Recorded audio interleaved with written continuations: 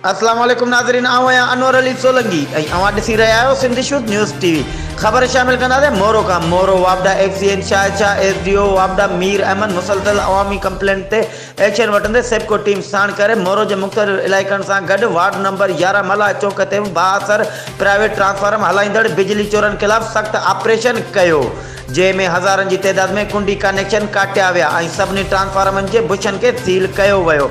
उन मौक़े ते एक्सीएन शाहजहा ऐं एसडीओ मीर अहमद मीडिया अॻियां ॻाल्हाईंदे चयो त बिजली चोरनि खे हरगिज़ बख़्श न कयो वेंदो ऐं जेके प्राइवेट माण्हू सरकारी बिजली चोरी करे कुंडी कनेक्शन ज़रिए विकिरो करे रहिया आहिनि उन्हनि ख़िलाफ़ क़ानूनी कार्रवाई करे केस दाख़िल कया वेंदा ऐं जेको सरकारी बिलनि जी अदायगी कंदो ऐं मीटर लॻाराईंदो बिजली सिर्फ़ु उन खे ॾिनी वेंदी ऐं हाणे अगरि को बि वापडा जो अमलो उन बिजली चोरनि में मुलविज़ हूंदो त उन ख़िलाफ़ क़ानूनी कार्रवाई कई वेंदी।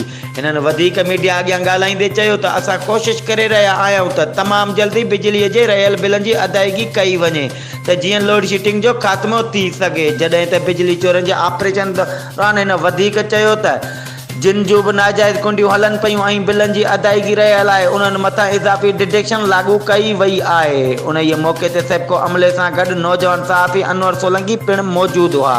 वधीक ख़बरुनि ऐं अपडेट्स लाइ ॾिसंदा रहो सिंधी शुद्ध न्यूज़ टीवी।